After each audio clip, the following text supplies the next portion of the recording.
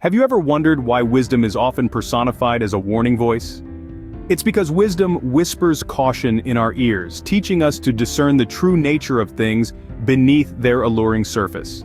Today, we delve into the profound depths of Proverbs chapter 5, verses 1 through 6. In these verses, wisdom takes us by the hand, urging us to heed its understanding and preserve discretion. It paints a vivid picture of an immoral individual, whose lips drip with the sweetness of honey and whose words are smoother than oil. But do not be fooled by the charm. Wisdom warns us that beneath this enticing exterior lies a bitter reality, as harsh as wormwood and as sharp as a two-edged sword. This person's path, it leads downwards towards death, and their steps, they inch ever closer to the abyss of destruction. But what does this really mean for us today? Well, it's all about discernment. These verses caution us against individuals who may appear charming and appealing on the surface, but whose intentions are far from noble. They might sugarcoat their words with honey and oil, but in the end they bring nothing but bitterness and pain. They are like a two-edged sword that cuts both ways, causing harm not only to themselves but also to those who fall for their deceptive charm. This warning is not just about avoiding such individuals, it's also a call to guard our own lips, to ensure that our words are not just sweet, but also filled with sincerity and truth. It's a plea to avoid the path that leads to destruction, to steer clear of actions that might lead us towards death, both figuratively and literally. So in our daily interactions, let's not be swayed by honey-dripped words and smooth talk. Instead, let's seek to understand the true intentions behind the words we hear and the actions we see. Let's strive to be discerning, to guard our knowledge and to preserve discretion. Remember, charm can be deceptive and beauty may not last, but a person of wisdom is to be valued above all.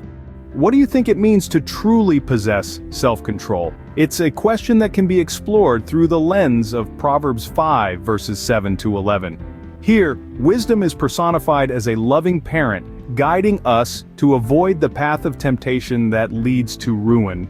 In this context, the proverb urges us to keep our way far from the allure that promises temporary pleasure but can result in long-term pain. This allure, although appearing as sweet as honey and smooth as oil, is deceptive.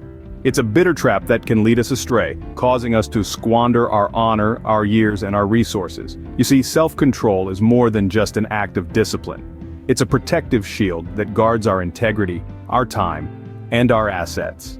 It's the power to say no to the immediate gratification that ensnares and yes to the delayed satisfaction that enriches. The wisdom of this proverb also helps us understand that self-control is not a one-time act, but a lifelong commitment.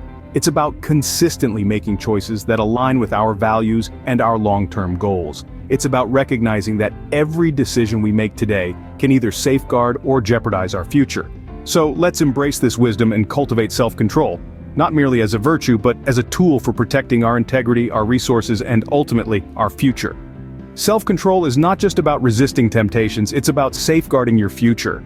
Can you remember a time when you wished you had listened to advice? There's a certain power in learning, and Proverbs 5, verses 12 to 14, capture this perfectly. The verses speak volumes about the regret of not heeding wise instruction, of despising correction, and hating instruction. It's a lament, a moment of reflection on the opportunities missed, the growth that could have been achieved if only the voice of teachers had been obeyed. Imagine a world where we all leaned into learning, where we embraced the wisdom of those who have walked before us. The power of learning is not just about gaining knowledge, it's about understanding, about cultivating an openness to new perspectives and ideas.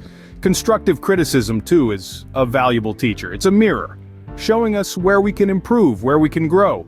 It might sting at first, but once we move past the initial discomfort, we find a roadmap for personal development. So let's not shy away from learning, from instruction, from correction. Let's not be the ones who look back with regret, wishing we had listened to the wise counsel offered to us. Learning is a journey, one that requires patience, humility, and a keen ear. And the fruits of this journey are wisdom, understanding, and personal growth. To despise correction is to reject growth. How do you decide who to share your resources with? This question is crucial when considering the advice offered in Proverbs chapter 5, verses 15 to 23. These verses encourage us to drink water from our own cistern and running water from our own well. But what does this mean? Imagine your resources, be it time, energy, or material wealth, as a well of water. You wouldn't want to let streams of your water flow aimlessly in the streets, would you?